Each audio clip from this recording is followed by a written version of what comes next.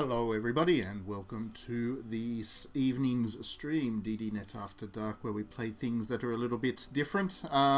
Usually we play games that are a little bit fan servicey or a little bit adult in some way or another, but it's been a long week, a very long week indeed.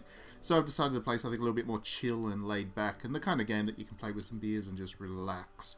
That's what I need tonight, and that's what I'm playing. So, hello, welcome Diddy, thanks for the idea to play City Skylines. I was going to play that, but then I realised that I'm set up to play the Switch, and unfortunately the Switch port of City Skylines is not very good.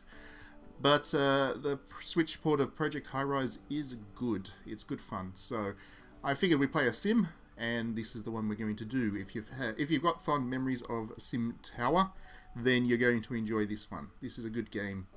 So yeah, it's like I said, it's Sim Tower basically. You need to build up a plot of land into a towering high-rise. There we go. Lost my words for a minute there. You need to build up a towering high-rise, and you can build it up across a couple of different types of floor space. You can build residential if you want people to live there. You can build commercial if you want an office block, or you can build a hotel, or you can build a combination of those three as well if you'd like to have a mix. And on top of that, you can build shopping malls down the bottom part of the building, restaurants at the top floors to get the best views, and it is basically a city in a building is the point. And it kind of reflects, I guess, the way that modern high-rises work, where they're not just about a place that you live and potentially have an office space, but they are really a kind of community in a single building. So that's what this game kind of emulates. So we'll jump into it. We go new game, and here's the options. They're all very simple. We'll keep difficulty level medium, that's fine. Lot size, extra large. You can pick a couple of different backdrops if you'd like. We'll go with Tokyo Towers because that's a Japanese backdrop, of course. And then we start, and then we get straight into it from there. Now, I haven't played this in about a couple of months, so I might be a bit rusty on the controls and stuff, but I'm sure I'll pick it up again quickly enough. You start off with nothing anyway, and you've got to do the first thing is to just get some kind of income and people into the building. So, let's go. Now, this game has some pretty simple presentation. It's a very kind of minimalist or functional visual style, as you can see right now on the screen, but it's nice as well. At the same time, it is actually quite nice. Oops, how do I slow things down? Slow down. I don't know what I'm doing. Slow down. How do I slow things down? I've forgotten the controls here. There. I need to do this. Here we go. I'm just pulling up the controls so I can slow the time down. Game speed. There we go. Okay, now we've paused. So, this is what you start with.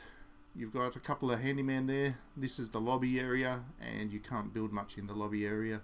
Well, actually, sorry, you can. You can build shops and things, but you obviously want to build up as well. We've only got $5,000 to start with, so that's not much cash. But let's get into it. So, the first thing you want to do is construct up some extra floor space, which costs a bit of cash, but that's okay. And then that little box on the side there is the utilities hookup. So obviously you want to be able to put that in.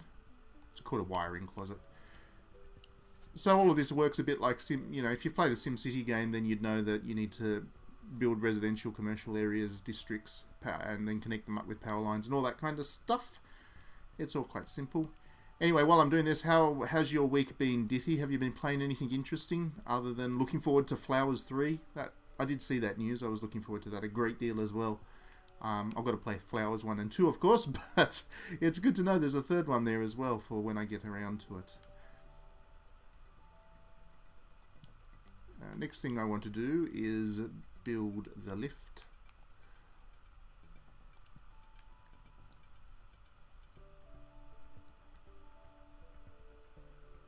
Oh, okay. How are you finding Crystar so far?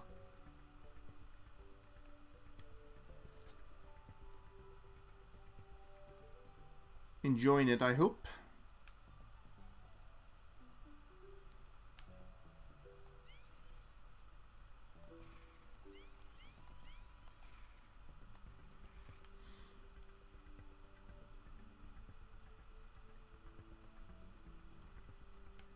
I guess I probably could, couldn't I? Will I be lost if I haven't played the first two?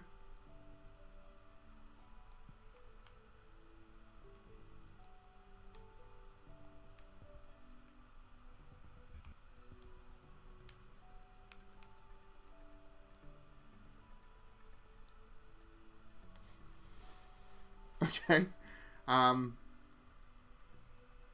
Yeah, I guess, like I said, will I be lost if I actually, like, seriously, would I be lost if I have played the third one without the first two? Because actually having an excuse to, I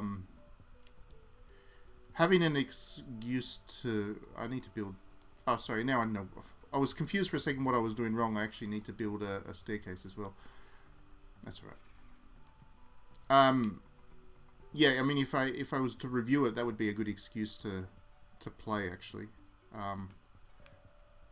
But if I have to play the first two first, that's a lot of time commitment. I never have any time anymore.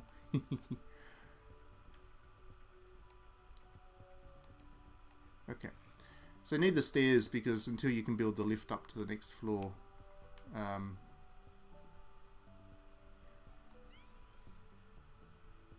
until you build the lift up to the next floor, they can't actually, the workmen can't get up there to prepare the building for the actual buildings to go in, the floors to go in. So, alright, well, I will try to find the time to play them. I will definitely do my absolute best. I promise. They do look very nice. I love the art style of those games, even if I haven't played them. You can tell, just from looking at the screenshots, that it's a very attractive game indeed.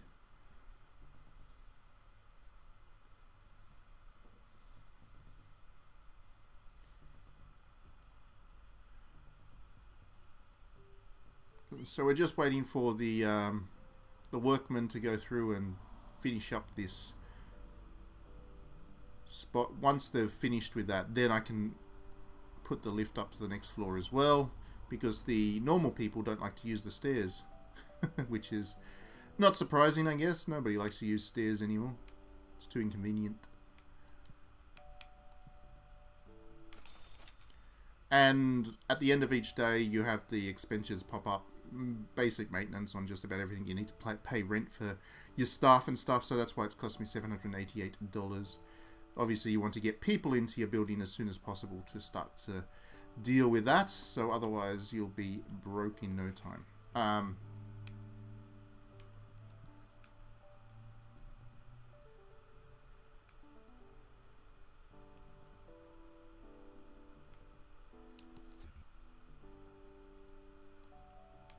Okay, so that's that, and then, oops.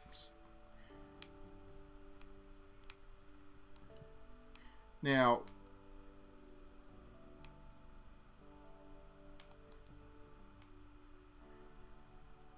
everybody who's going to be hanging around is going to want some bits and pieces of food. They're going to want to be able to buy things to eat and drink and whatever. So we'll do that.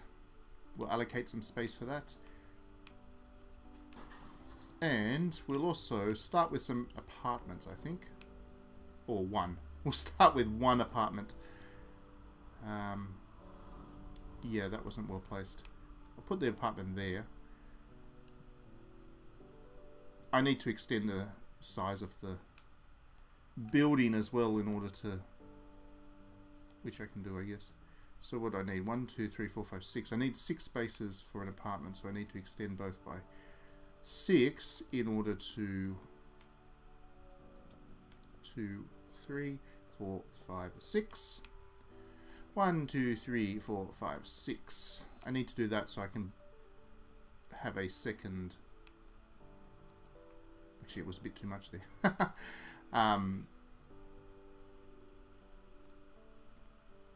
2 chapters of flowers a day. That's a bit big ask. Since I'm still working my way through Higurashi at the rate of about 1 chapter a month.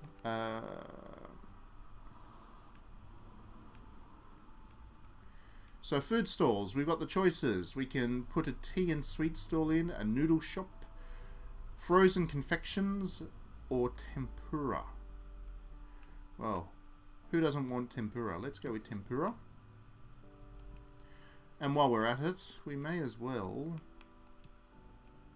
throw in a second one. There.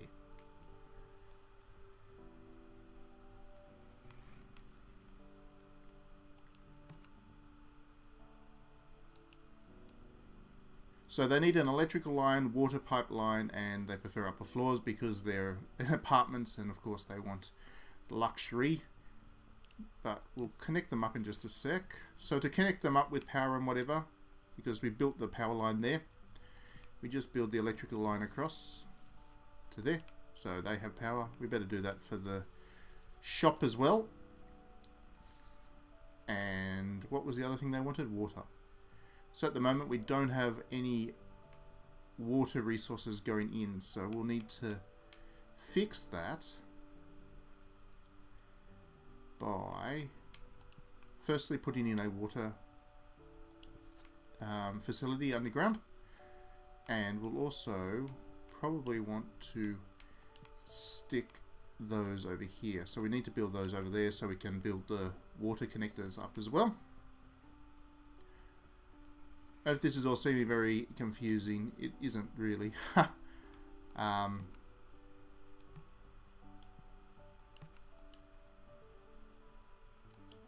These are little contracts that you can form that once you have those, you get rewards and whatever for meeting objectives. It's just a way of keeping you moving forwards. And then, ooh, donut shop. So we've got the choice here. Cafes we can't put in at the moment because we don't meet the building requirements for those just yet. But food court, we can put a burger joint in, or we can put a donut shop in. Now, I don't know about you, but Norma's Donuts sound good to me.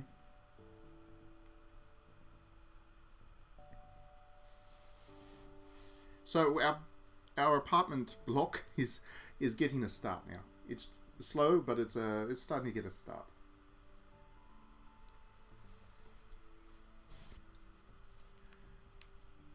Now at the start, obviously, you don't have to worry too much about things like noise and stuff, but as the building gets bigger, then noise pollution becomes an issue. People don't like to live in noisy places, unsurprisingly, perhaps.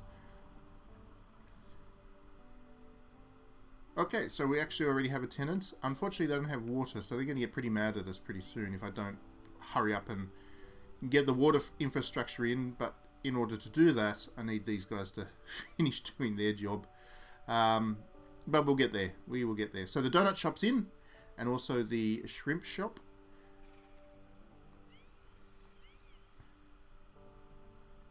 So one of the things you'll notice is that sometimes the shops are unmanned, because they all have different hours, basically. The shrimp, I think it's a noodle shop, isn't it?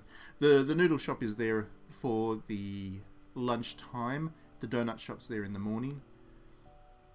Okay, so now we can build the all-important water connectors. There we go. And now our tenants won't be mad at us because they'll have water. I'm going to extend it all the way over there because I'm about to build a second residential building. Okay. And while I'm here, I better do the electricity. I'll pull it all the way across. Okay. So now I can put... Oops. Now I can put another residential property in. And once that's built, our house will actually be supplying people with everything they need. Now, one thing we do need to do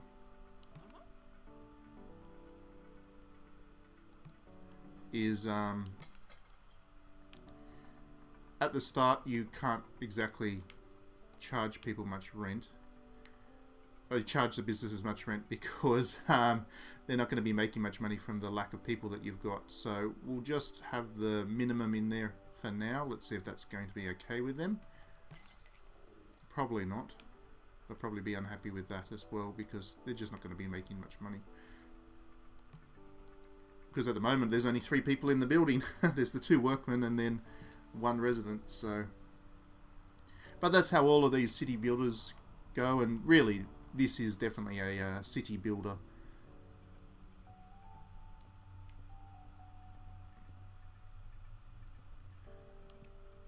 Well, I might as well take advantage of this. Still got a little bit of cash. I need to get the cash coming in as quickly as I can, so I'll put another apartment building there, apartment there. Now you'll see I've left a gap here. I can do things with that later on, put in some nice things in there for people to rest. You can put a little library in there. You can put you've got to put waste in as well because they start to throw out rubbish as the population grows. There's a lot of things to manage in this one. There's a lot of balls that you have to juggle.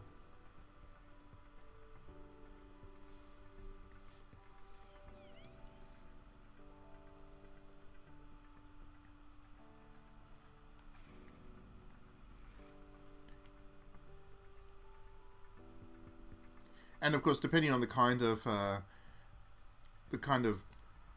facilities that you've got in there, and the kind of lots that you've got in there, it really changes the behaviour of the people. So, you know, if you've got residential apartments in, then people are there during the night time most of the time, but during the day they tend to go out. If you've got offices in there, it tends to be the opposite. People come in during the day and then leave in the evenings. So you need that kind of balance in order to make sure that the shops and things are fully catered for.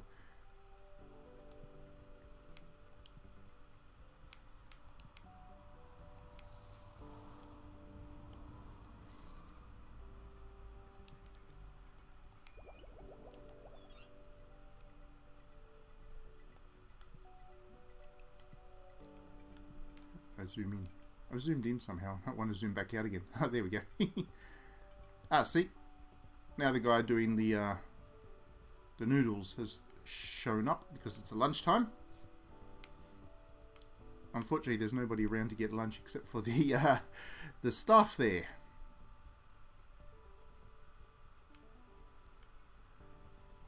And donuts is finished for the day. That's why the staff members popped out and now they're about to walk off soon enough.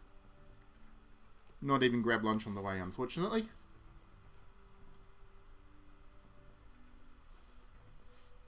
Those donuts will probably get stale by tomorrow because you can see there's a whole bunch of donuts there still.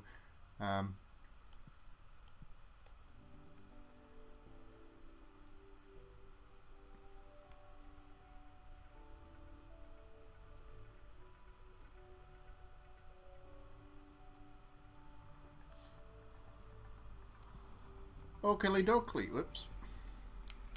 So we can put our 3rd apartment in now. There we go.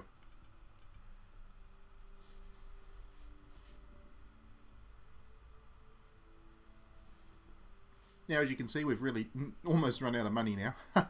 Ah, there we go. They're off to have lunch. They're having some lunch.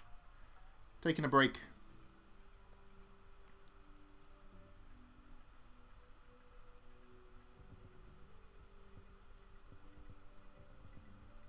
And we've had somebody move in there as well. So we've got 2 residents now in our little building. Hopefully today it will turn a profit, even if it's just a marginal one, just so we know we're on track in terms of our baseline income. Oh, he's having some lunch too. There we go. Now they're going to chill. And then we've got our 3rd tenant. The landlord's life. Fast forward time, not much else we can do today. I don't want to spend any more cash until I'm sure I know we're right there.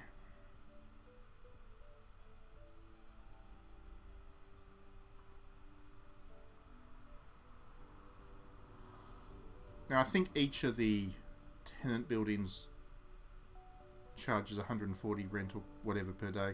So based on how much rent, how much my expenses are, I should be pretty close to breaking even if you also include the shop rent, hopefully.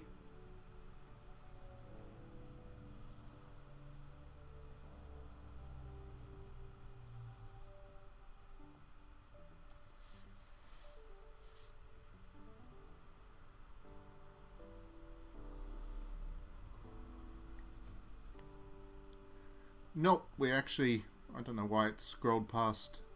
We're still losing money. 254 per day. So what I'm going to do, I'm going to do the wrong thing. Never take out a loan. I'm going to take out a loan, I think.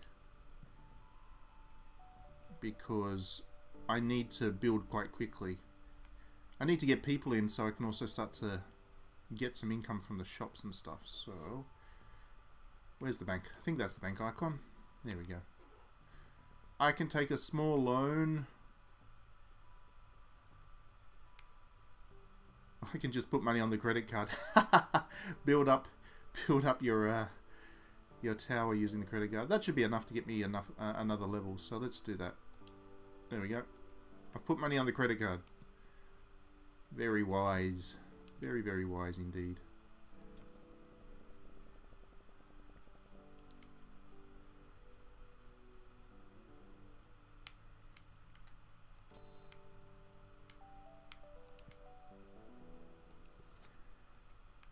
There we go, get to work. See, if I do that, I'll get 3 more apartments in there. So,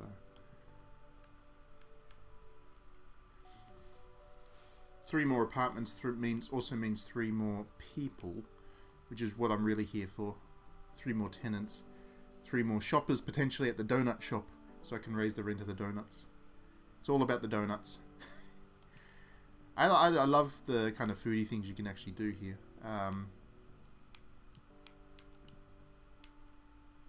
I don't quite have enough room, I don't think, for... No, I can't put in a shop just yet.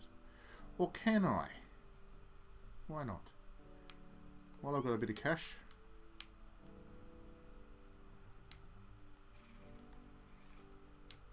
Why not put in enough room to have a shop as well? Because who doesn't like a bit of shopping?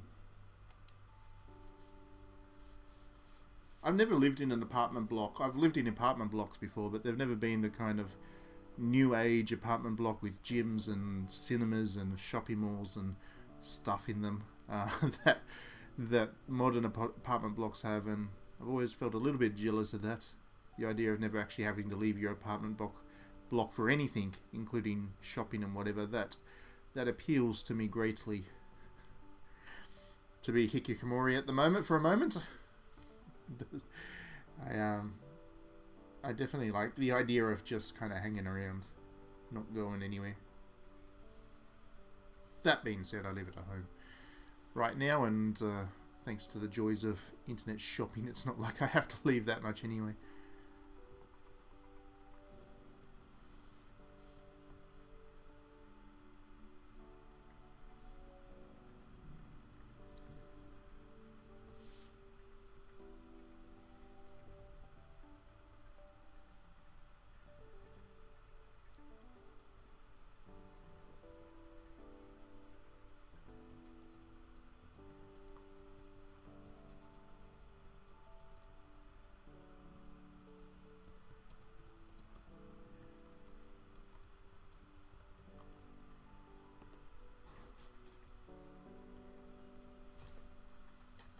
One of the great things about this simulator is it is a real time sink. I always find, I mean, for me, simulators are about the contents as such. You know, they're the kinds of games that you want to be able to sit down and play for hours and hours and hours upon end.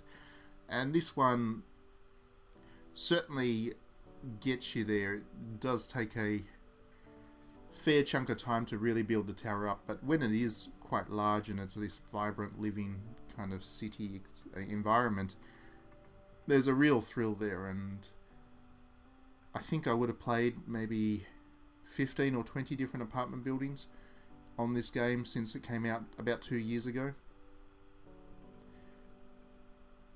And I'm at the point now where each time I kind of replay, it's all very familiar. Though I've built every shop at some point or other. I've done different things with the buildings. I've done all commercial. I've tried to do a full just a hotel by itself. I've done an all residential apartment block. So I'm kind of playing around with I've played around with just about every option at this point. But yeah, it still draws me back because you can always arrange things in different ways and stuff. So endlessly replayable, like a good simulator should be.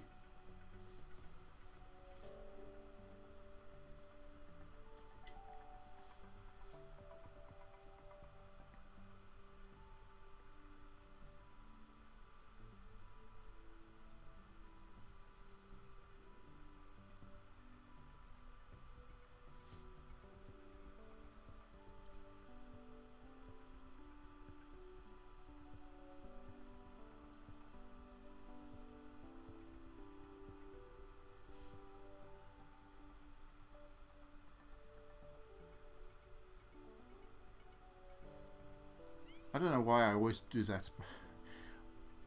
There are times where I have to build things in simulators. It doesn't matter which one it is really, and I just let it run on the slowest mode possible. It's a complete time waste. So I don't need to do that, but I just do anyway. I don't know why. I think I like watching people's lives just kind of play around. What am I doing? Wiring closet. I need to build that.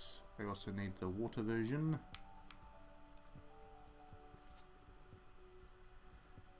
Okay. And then what was I doing next? I need an elevator up there too. Drop the elevator in.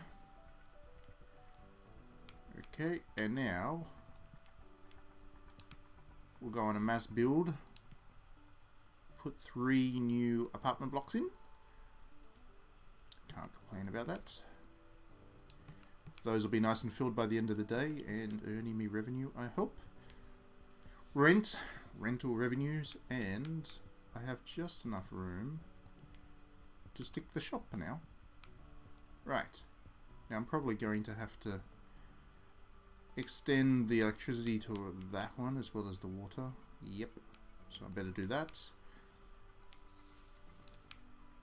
That's where the real costs of managing a tower come. Just maintaining and paying for all this stuff and maintaining it is where a big chunk of the fees come from. And eventually you have to add things like cable TV and water and gas and stuff, because the higher rent paying tenants, the ones who live in the luxury apartments and the high quality office spaces, they're pretty demanding actually. They obviously pay a lot more, but they certainly expect a lot back in return. So what have we got options here? We've got a food and beverage store. Unfortunately don't meet the requirements there. What do we need? Nope. Portable electronics. We can put a game store in there. They need a storeroom in order to do that. Also a bookstore. I'm going to put a bookstore in there because I like the idea of my tenants being literate. So unfortunately they need to be at least 1 star in prestige. That's not happening right yet. But I can put a storeroom in.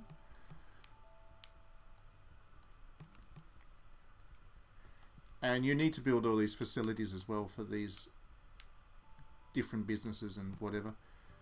See, there's all these different things that, depending on what kind of shops and apartment blocks and office spaces you're putting in there, you'll need to have different services available as well. Don't need that. That's the one I need. No, that's retail. Where's storage? Must have missed it. Courier services, office supply services, bottled water services, janitorial services, nope. Handyman, plumber, nope. Package delivery, trash pickup services, communal bathroom, and nope, don't need any of those. Must be this one then. Nope.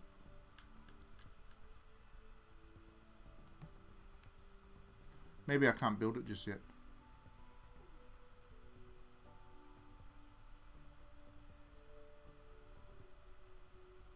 Yeah, I don't think I can build it just at this moment. Well, maybe I can.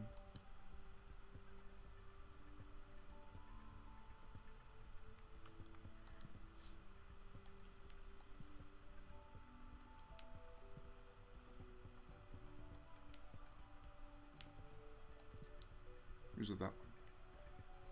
Ah, there we go. Facilities, there we go. Storeroom. Costs 400 per day to do, but I do need... Oh, I need a lot of space for it too. That's right. We'll extend out the space. And then in the next day... in the next day we'll put that storage in, and then we'll get our bookstore in.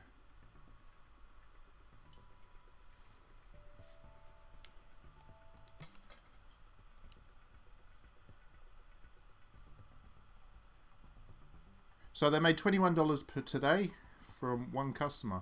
One customer bought a lot of donuts. Their rent is $24, so they're not breaking even yet. I don't have enough people there for them to break even just at the moment. And they're the same. They had $13 in revenue, and their rent is $14. But that's because really there's only 2 people that are using them at the moment, which is the 2 employees that I've got here. I'll fix that.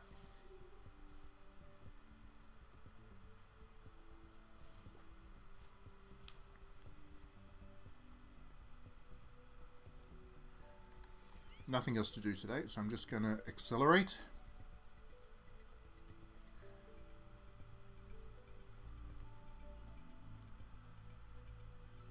So they're going. There is definitely demand for my apartment services. I've got all 6 of them filled now.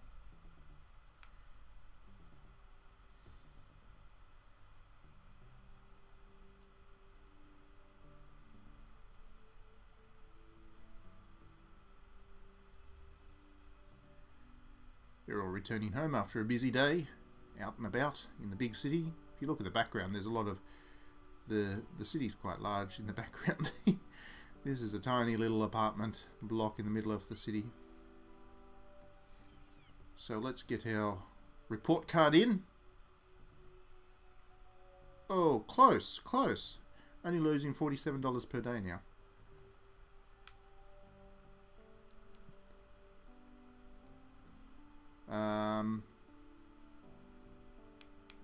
What was I going to do? What was I doing? I was building services, weren't I? Storage services. Yes, that's right. Storeroom. Bang. So once that storeroom's in, I will then be able to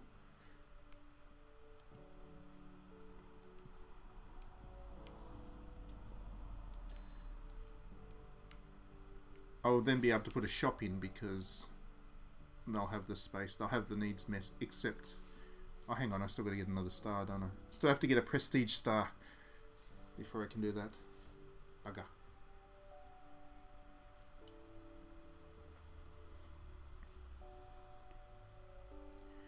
So as you can see, when you're playing Project Highrise, it's very easy to run out of cash.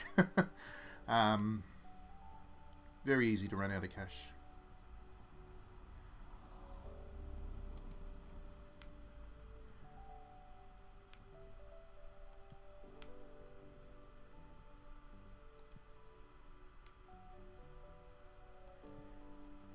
Put in another restaurant. It's introducing a little bit too much competition, I feel, but I need the extra rent.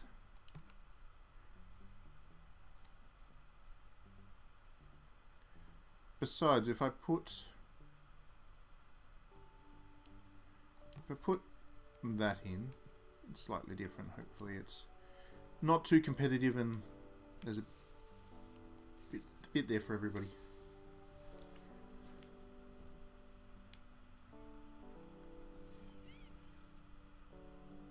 The other good thing about putting those facilities in, which sounds silly, but you actually get another employee which means more people to spend money at the shops,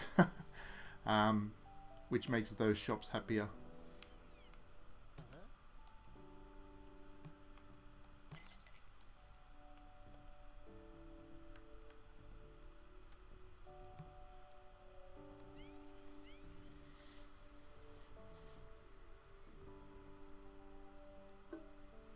There we go. Got a sandwich shop in there now. Look at that. Subway.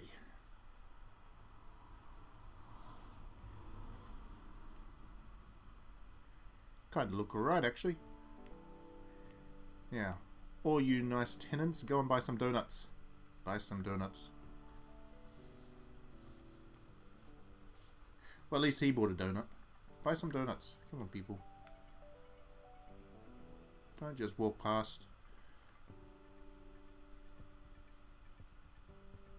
There we go. So a few people bought donuts just then.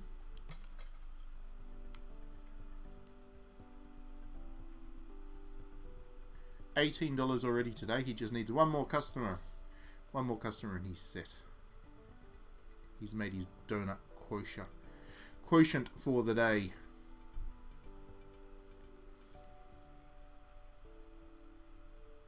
There we go. Now we should have made the money for the donuts. 24 revenue, 24 rent. Break even.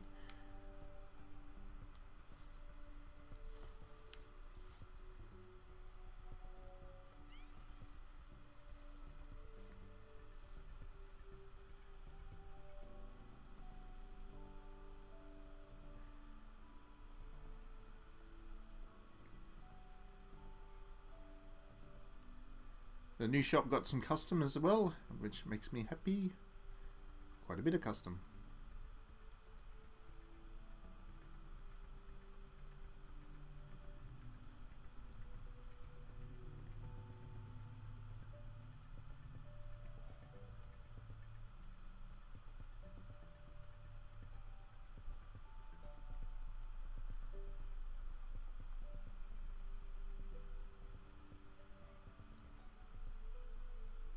I do suspect that I'm not going to break even today from this rent either. So I think that I'm going to go into the negatives, which is always scary. I'll need to take out another loan and then just hope for the best with what's left.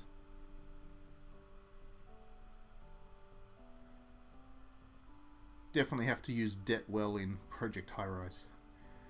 Medium difficulty. Yep. That's not good. Down $425. Alright, that's fine.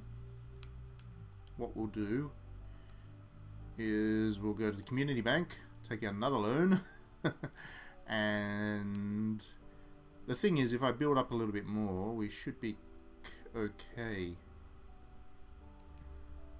There is a point where you keep building and you start to turn a profit, because obviously everything that you are building costs slightly less than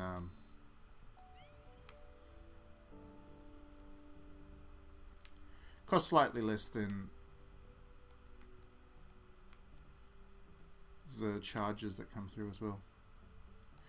The other thing you need to watch out for is that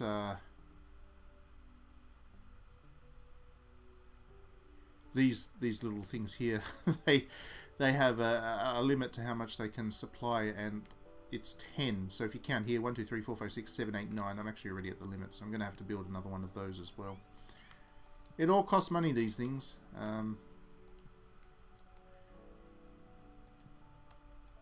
I do have space for it though, so it's not the end of the world. It does cost some cash though. Not insignificant amount. Build another lift.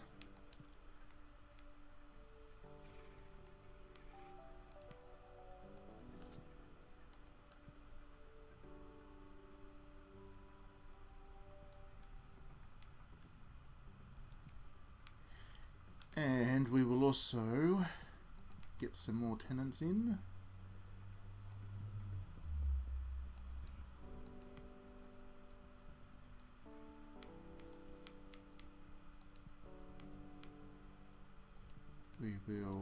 some wiring in.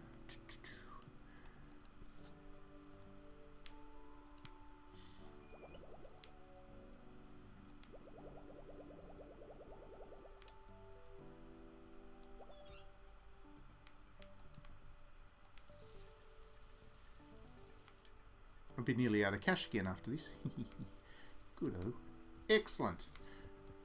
But I can play things a little bit here. What I can do is just build out a little bit more. So there's 6, aren't they? So I need 3 more. 2, 3. They'll have to live next to one another, which is not always fun, but they'll just have to accept it, I'm afraid. I need to fill my buildings with more people.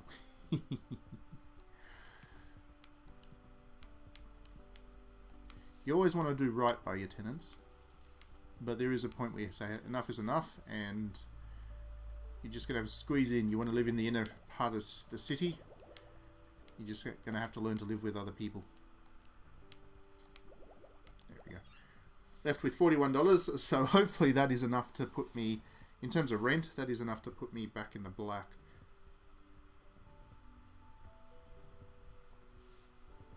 Otherwise, I may have just failed. That would be embarrassing. In fact, I probably have, to be honest.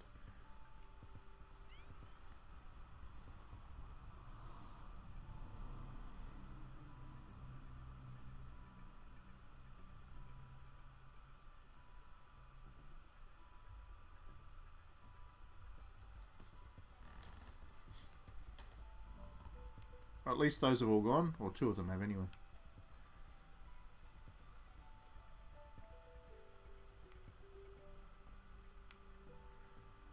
Right.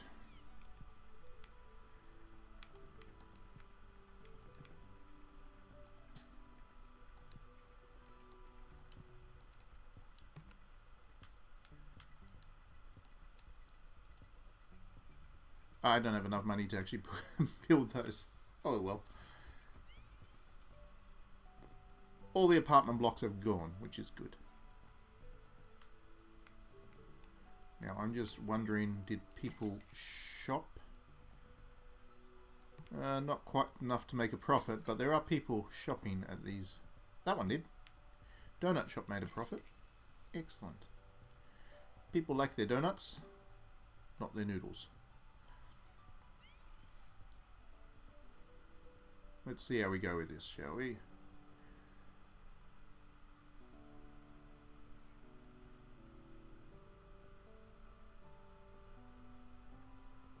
So I'm all set for infrastructure. I just need to make sure that I have enough cash to actually pay for... Uh-oh. So still losing cash here. That's not good. What can I do? What can I do to turn things around, do you think? There are some options here.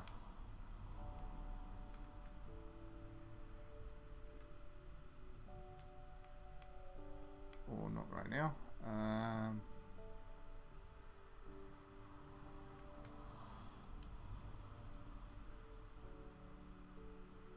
Yep, I've run out of money, that is for sure. I'm just wondering what I can do to get myself out of this problem.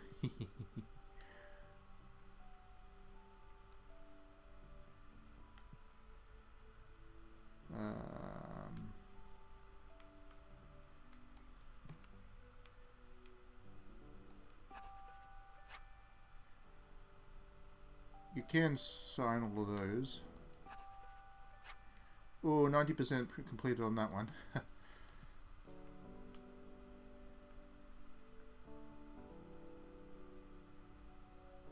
So, because I did sign those 2 agreements, I get a slight advance. That's the kind of mission structure that I was talking to you about.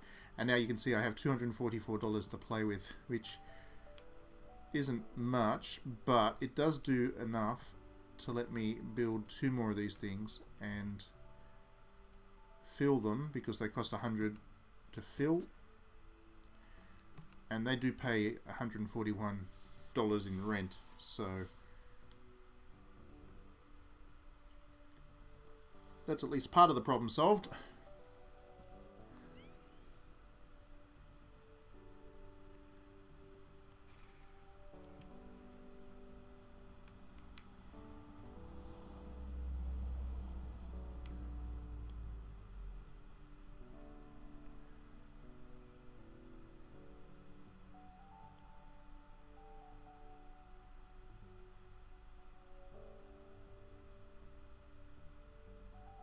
So those are different things that you can build with influences, which help as well.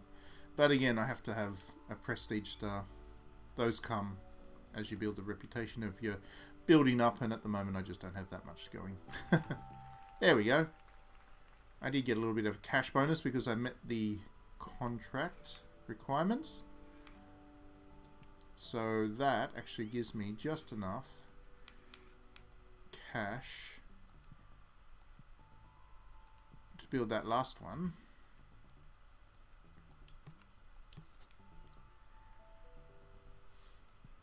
And meet the the repayments I owe for one turn. For one day, I mean.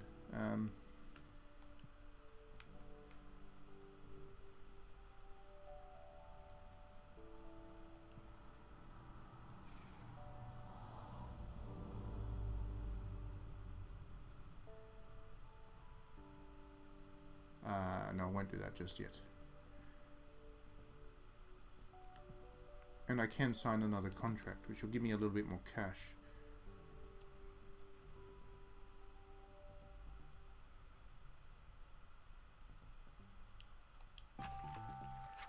Well, that was easy. I'd already met the requirements of that one. I just had to make sure that I was getting $1,000 in rent per day, which I have been able to. So I got a free 500 bucks there.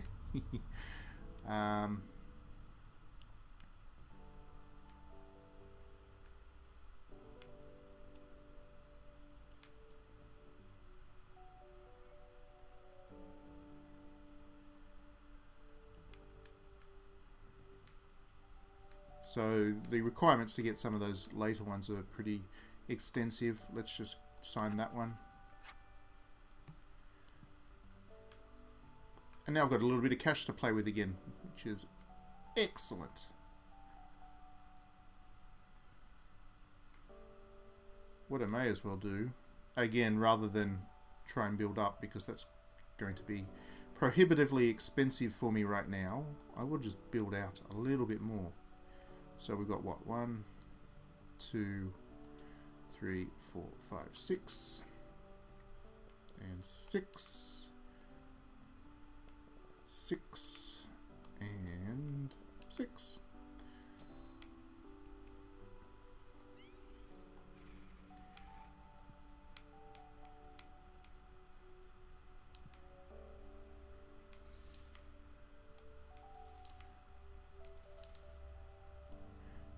Now I'm not going to build another water thing just yet, so I don't want to go over my limits.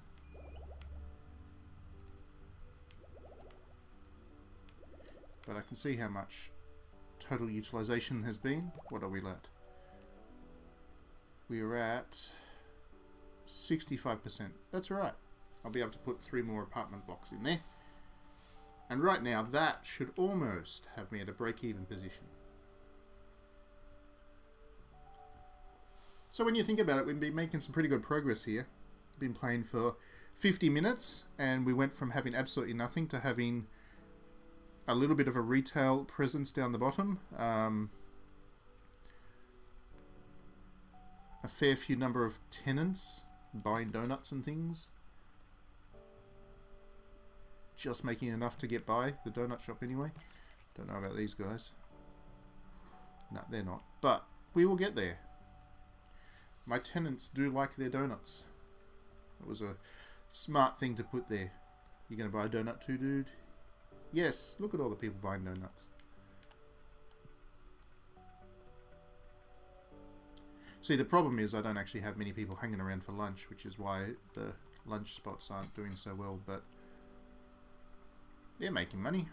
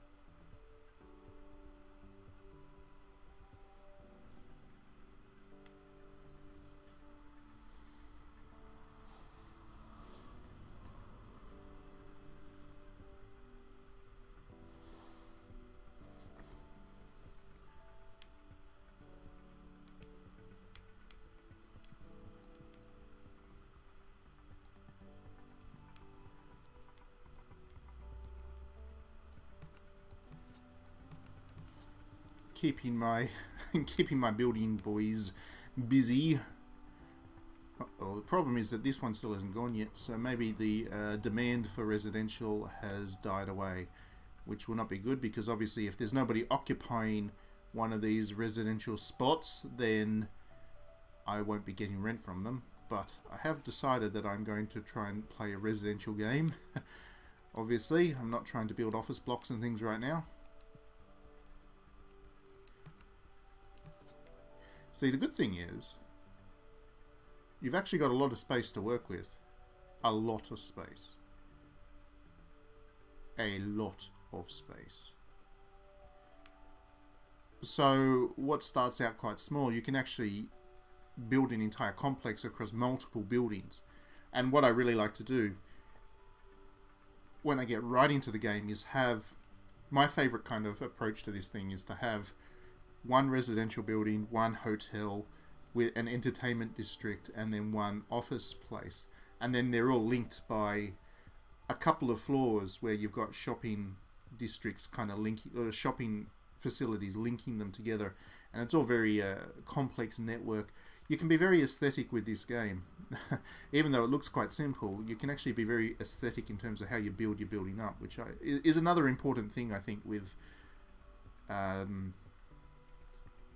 simulation games. They need to be very aesthetic. They need to be very pleasing on the eye as you go from having nothing to having a lot. And that's really my issue, I think, with City Skylines on the Switch. It's really not very aesthetically pleasing. And perhaps I'm just being spoiled by having also played the PlayStation 4 version, but yeah, the Switch version is really unpleasant on the eye, actually, so I'm not a fan of that one at all. But this one's nice and clean. It's very simple. Like, there's not huge amounts of animation going on or anything like that, but it is pleasing. So I'm really hoping that I get some more tenants to come in.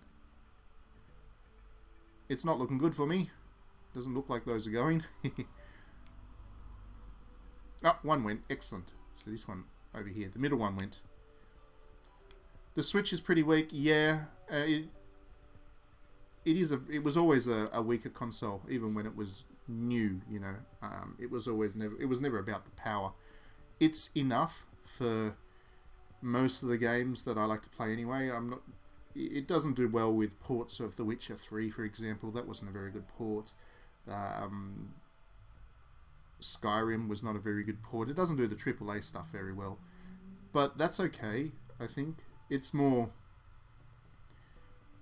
powerful enough that you can be very creative and very artistic with what you create with it, which is really what I'm looking for with the console anyway. I'm not there for the AAA blockbuster presentational elements. I want some nice aesthetics, and games like this, which are simple but pleasing. And some of the other ones that we've been playing over the last couple of weeks, the Coma or Tokyo Dark, you know, those kinds of games which they're not AAA blockbusters, but they have a strong art direction. That's enough for me. So I haven't ever felt like the Switch has not been enough for the kinds of games I like to play.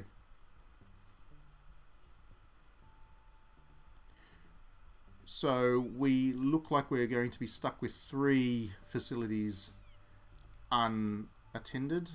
Did any of my shops end up making profit? Ooh, excellent. So, sandwich shop, the Subway made profit.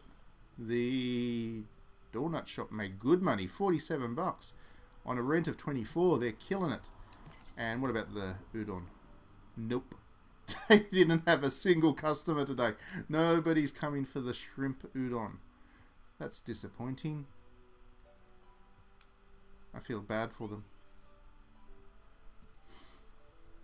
I hope they don't leave. If a shop doesn't make enough, if it continuously makes less money than it's got in rent, then it disappears, it goes away, and then you've got to clear it out, and that costs money. So I'm hoping they don't. I hope they hang around. So we're about to find out. Yesterday, or the previous day, I lost 700. Oh, I'm making a profit. Excellent. It's only $49 per day, but I have turned things around. And once those 3 residential facilities go, then I'll actually be turning some good money.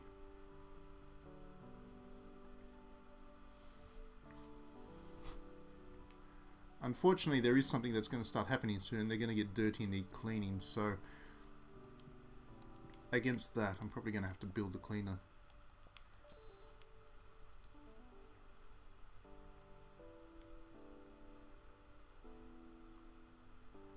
But again, the good thing about having the cleaners facility down there is that even though it costs money per day, it does add those additional permanent employees to your overall building, which means more people shopping.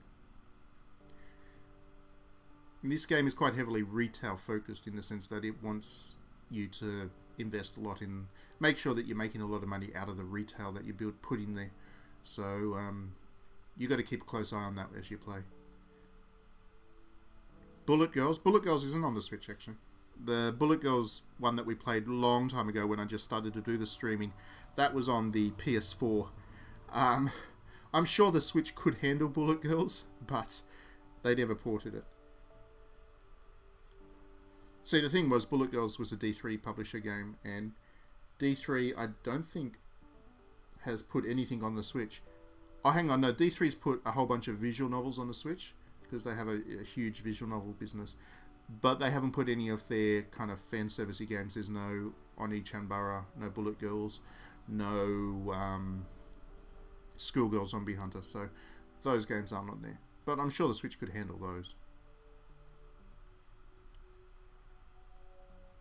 Could the Switch?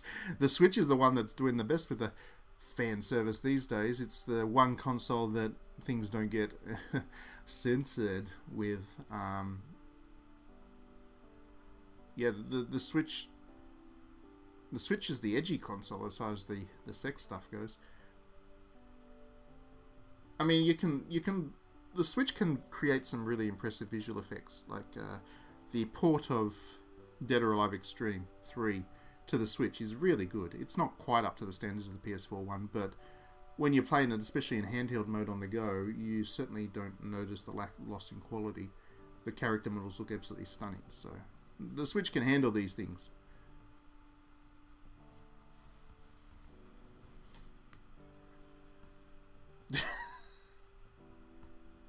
Censorship makes it sexier because you can imagine what it was like pre-censor. It's true. It is true.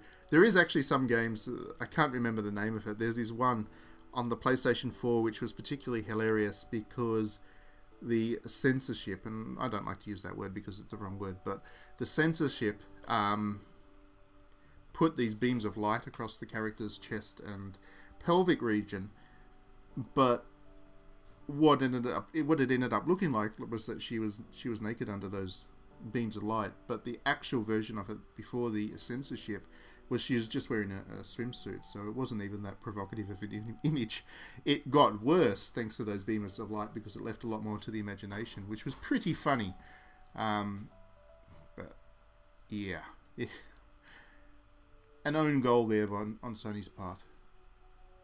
Now let's just speed through this day and see if we can't fill those last 3 spaces in our building.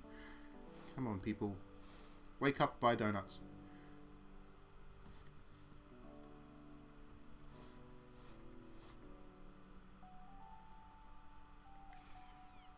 Okay, are we going to buy donuts today? Oh, it's a crowd for the donuts. Everybody wants their morning donut. I like to think of that as a Mr. Donut. If you've ever been to Japan, then there's a donut chain there called Mr. Donut, which are absolutely incredible donuts. My favourite donuts in the whole wide world. So much better than Krispy Kreme. Mr. Donut did actually attempt to break into Australia even at one stage. They had a couple of donut shops, I think. There was one in Sydney, I want to say. But unfortunately didn't work because the donuts that Mr. Donut make are expensive, and extrapolate that into the Australian economy, you're looking at spending an awful lot of money on a donut, which a lot of people were not willing to do.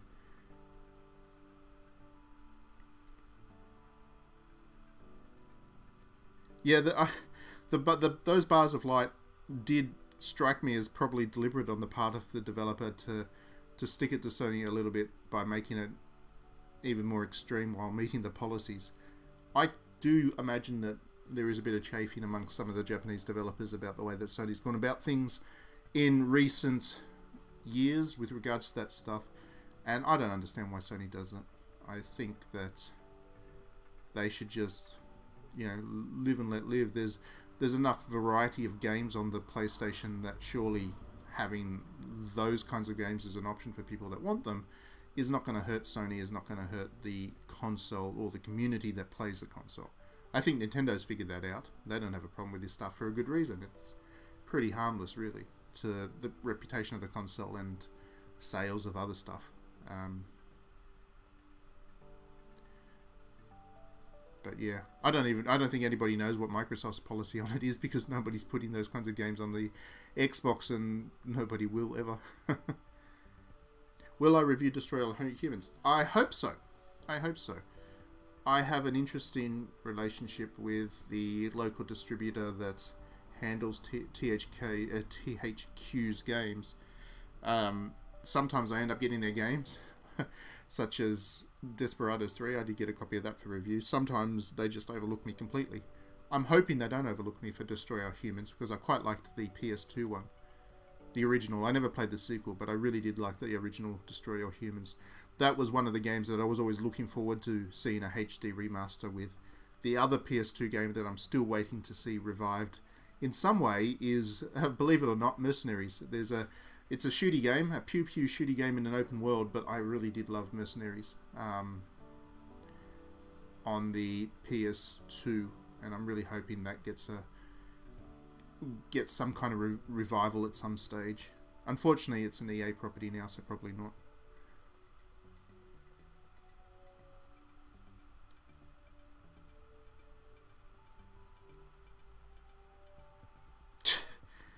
Is that Reddit, is it? My good friends at Reddit. I have lots of things to say about...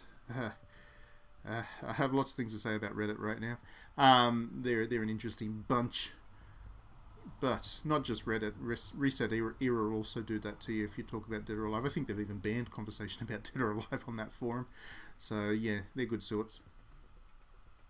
Haunting Grounds remake. Yeah, that's another one I'd love. Capcom, if they could do like a pack of their 3 Stalker horrors on the PS2, so Haunting Ground, Clock Tower 3, and Gregory Horror Show, if they were to somehow do like just a pack and threw them out there with very little remake effort, I would love that. I loved Capcom back on the PS2. Of course, that won't happen because, even looking past Capcom's unwillingness to look at those kinds of old properties, I doubt they have the license for Gregory Horror Show anymore. That was a animated show on Japanese TV. So we've had one of those 3 rentals go, which is good. We just have 2 more to fill. 2 more. Come on. You can do it, peeps. Keep buying them donuts.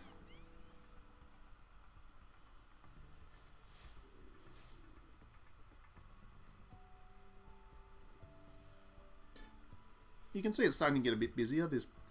There's flow. There's people moving around the building, which is nice.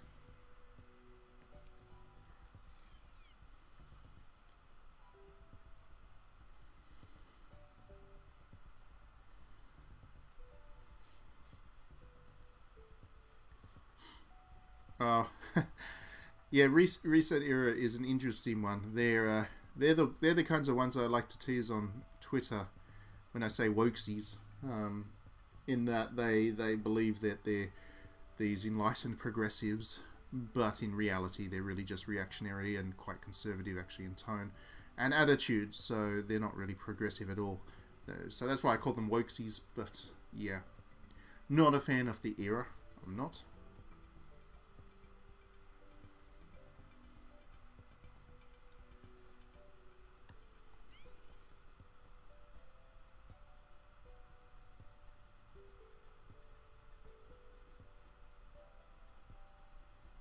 It's a pity that those 2 apartment blocks are just not going. I really need those 2 to go, and they're not. Yeah, I'm not a fan of them at all. Excellent. So, good news. Right at the end of the day. I have a prestige rating of 1 star. You can see that in the little bottom of the thing. What that means is that I can put a shop in there now. I can get my bookstore in there. East Road Books or a newsstand. No, I want a bookshop. Want a bookshop. There we go. So now my tenants will be able to buy a book to read. Because they all look pretty bored there, you know. They all just kind of sit on the lounge, sleep, and get out and buy a donut and then wander off. I want to give them something to do, so I'm building a bookstore. I'm doing them a favour.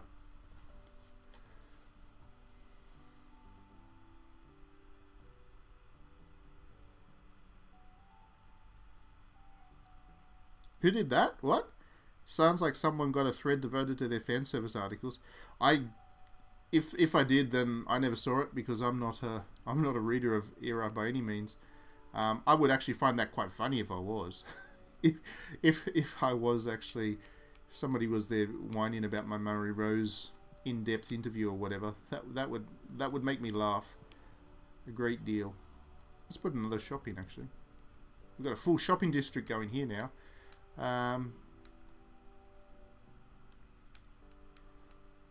What do we need? I reckon we need a wine shop because who doesn't need to drink alcohol when you live in a building like this? They just need an electrical line, which they've got. I'll just extend it out. Anyway, that means extra revenue for me. This is looking like a nice little building now. I'm quite happy. I'm feeling confident.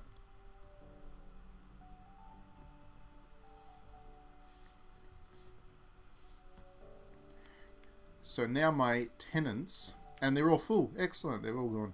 I will now be able to give my tenants the lifestyle they deserve. They can just pop down, buy a donut, buy a book, buy a bottle of wine, and then chill all night long. That's awesome. Sounds like the perfect experience to me. Look at that bookstore. I like to think that it's purely selling Japanese translated books. That's what I believe. There's no Shakespeare in there, no Hamlet. It's all Soseki and Yoshiwara. It's all good there, just good books.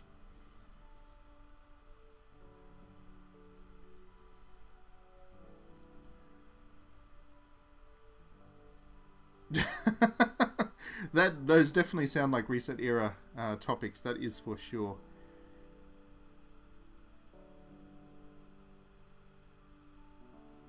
They said you should see that really does sound like what a Wokesy would say. So I'm glad to know that Reset Era remains true to form. There's something oddly comforting about Reset Era not changing. It's like this permanent thing that's never going away. Oh, there we go. I'm now earning more. 103 per day. I'm making an actual profit now. That is despite having 2 loans to pay off and maintaining all this stuff here. So I'm starting to feel a little bit comfortable. This building is finally taking off.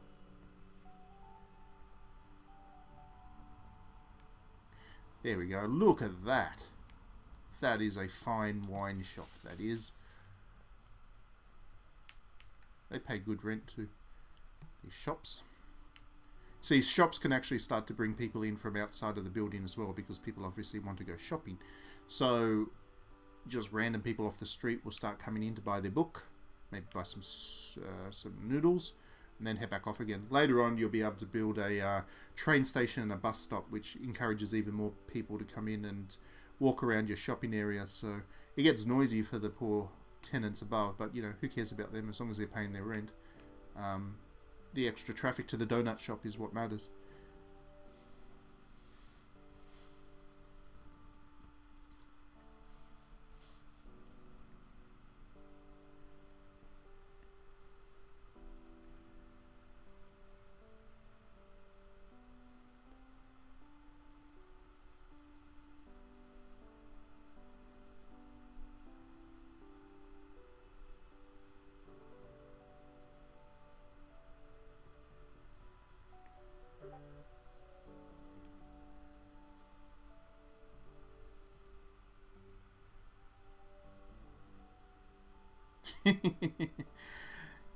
Yes, well, I mean, the Dead or Alive community was not the most interesting discourse either back when Dead or Alive 6 was just announced, and people were throwing a fit because Kasumi was wearing clothes for a change. So, yeah, they missed the mark often enough themselves. Yeah, exactly. They're an interesting mob. I'm one of the biggest cheerleaders for Dead or Alive out there, as you well know, and even with that, even despite that, I still copped it from elements of that community because I wasn't angry enough about the censorship and the pandering to Western gamers or whatever they were talking about at the time. Me too, I quite liked Dead or Alive 6. I still play it. Sure, it sucks that Koei Tecmo's kind of given up on it. Probably a little bit earlier than they thought they were going to give up on it, but I think it's fine. A very fine game indeed, and I do use those default costumes plenty, even though I've got all the rest on DLC anyway.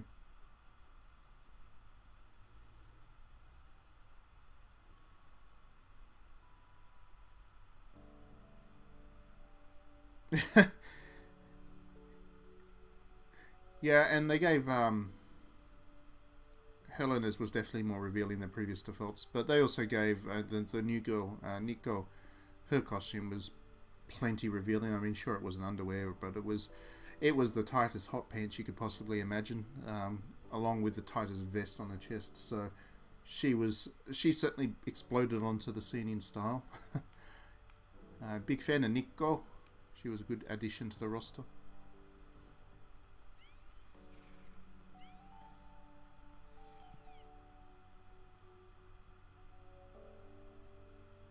Okay, so we are now making progress. We're making money.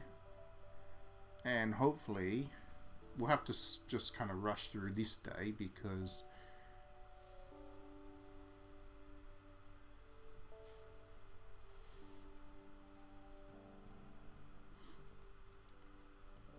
yeah, I mean, plenty of the characters have perfectly interesting, attractive, sexy costumes that also look normal enough that they work.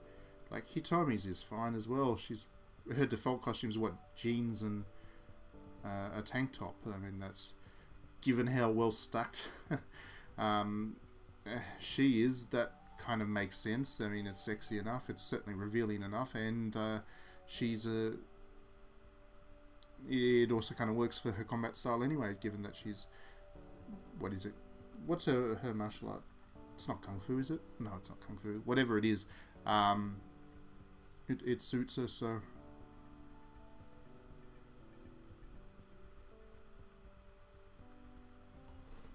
I liked Hitomi's costume. I did.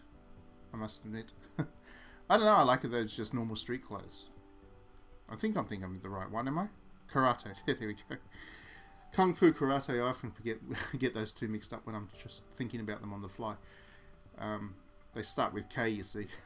So they confuse me.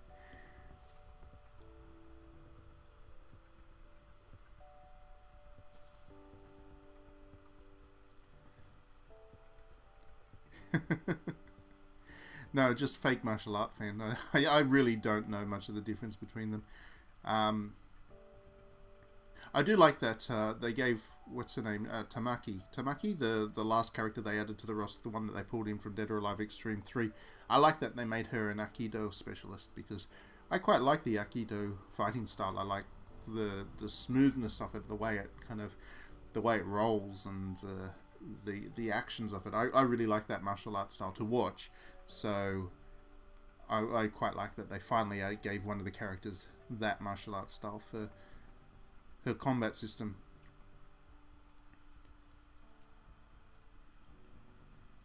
Right. Yeah, see, I got confused. I used the jean one often enough. I like the jeans. I think that suits her. Oh, what? Look at that. We've got this lovely alcohol shop here, and so far only $11 worth of bubbly sold. These people. Hopefully they're more literate. Let's find out. Let's find out if they're literate. Nah, they don't buy many books either. They spent $10. That's like one book, maybe. Oh, there's somebody buying another book. Maybe. Lots of people buying lunch. At least the food shops are doing well. Tamaki is too horny for some players. Just horny enough for me, though.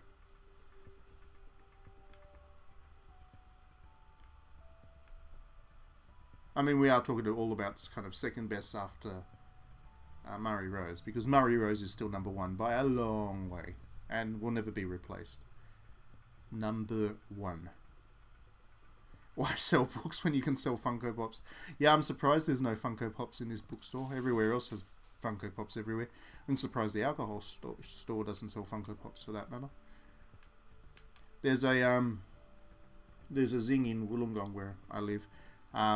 The Zing store is owned by the EB Games, and it's basically the only pop culture toy shop, you know, adult toys, not as in R18 plus toys, toys that are designed for adults to buy and collect and whatever.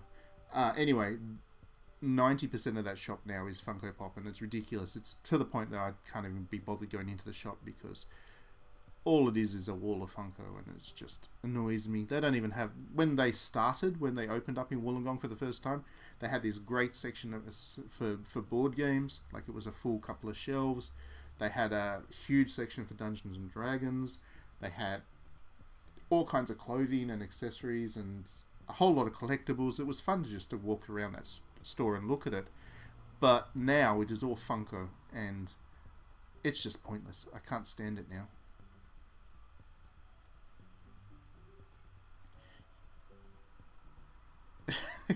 John Green, poor Jordan Peterson and Funko Pops. Yeah, that's about right. I was actually shocked last time I went to Japan, which feels like forever ago now, but the airport bookstore had this huge section where they must have had every single Chomsky ever written, and sometimes multiple versions of the books. They had this huge section which was just like Chomsky, and I was like, who the hell is actually shopping for that before they get on the plane? I was pretty impressed. That was a class bookstore, that was.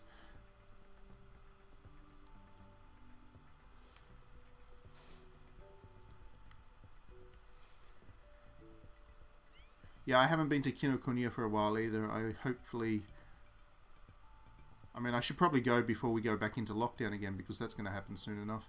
So I should make my way there soon. Just check. I'm sure they won't have too many Funkos. That was never a thing. The couple of figures and whatever they had was more it was more the anime goods, which is fine.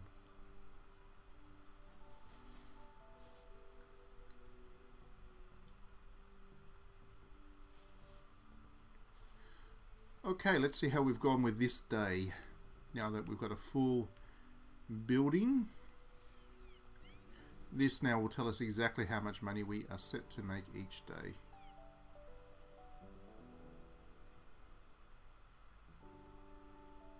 No, not too bad. $162 per day. That's with 2 loans taken out, so once those are paid off, and I think one of them will probably be close now. 14 more days left of paying the credit card bill off. But once those are paid off, then I add a couple of $100 more to the income, which is not bad. That's not a bad result.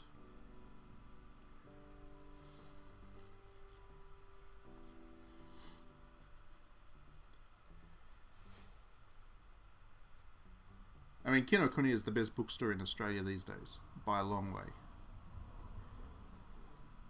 That's the only bookstore I go into in Sydney, even. The Dimmicks, I find the Dimmicks on George Street is pretty terrible in terms of their range, and just in general the quality of it as a bookstore is not very good. But Kinokuniya has a lot of floor space. It's filled with interesting books. It's got the Chinese and Japanese book section as well, so it really services a lot of different demographics. Big fan of Kinokuniya. Highly recommend it for anybody tuning in on this. Do I have Team Ninja Freaks? What's that?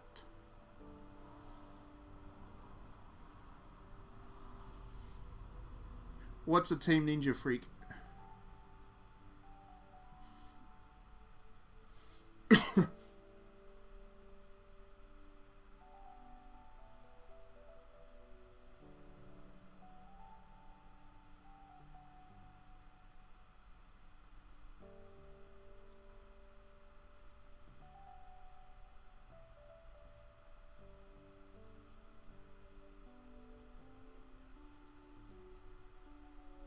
Oh, really? No, I never even heard of that book, but I would definitely be interested in checking that out. I wonder if I can get my hands on a copy somewhere. Is it like a... Is it like a written book or an art book? Because if it's like a wordy book, maybe it's on a Kindle or something as well. So you're talking about Itagaki before he left, threw a tantrum and left.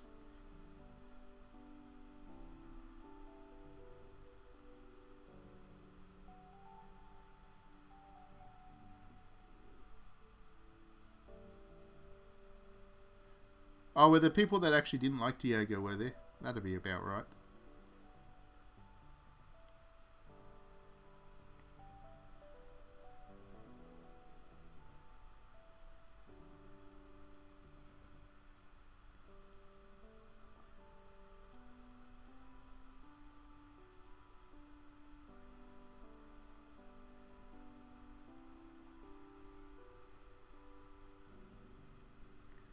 No, unfortunately, it looks like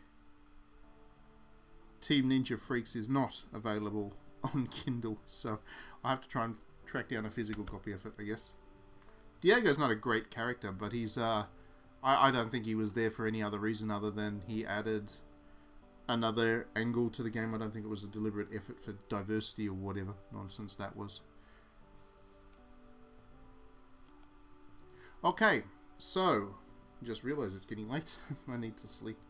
Thanks very much for tuning in, especially Diddy for chatting with me as we've been playing. That was good fun. We've started the building up. We might continue playing it next week, or I might just play it by myself and get further on, because yeah, once I start playing a simulation game, I get hooked all over again. So I'm definitely keen to play this more. Alright, thanks for that, Diddy. I'll definitely check out Team Ninja Freaks on eBay, because that really does sound like a book I find interesting. So yeah, I'll have a good weekend. I'm not sure if I'll get the chance to stream over the weekend, because there is still construction going on around on weekends, and it's noisy and it's driving me a little bit nuts, and does ruin any attempt at a stream. But if I get a chance to, I will. Otherwise, I hope you have a great weekend. I hope you get to play lots of interesting games, and I look forward to seeing you all at the next one. If absolute latest, it'll be the Retro Tuesday next week. Thanks. Thanks for that, Diddy. It's fine if it's in Japanese. It'll be a good chance for me to practice my reading skills anyway. So yeah, thanks again. Have a good weekend, everyone. We'll see you next time.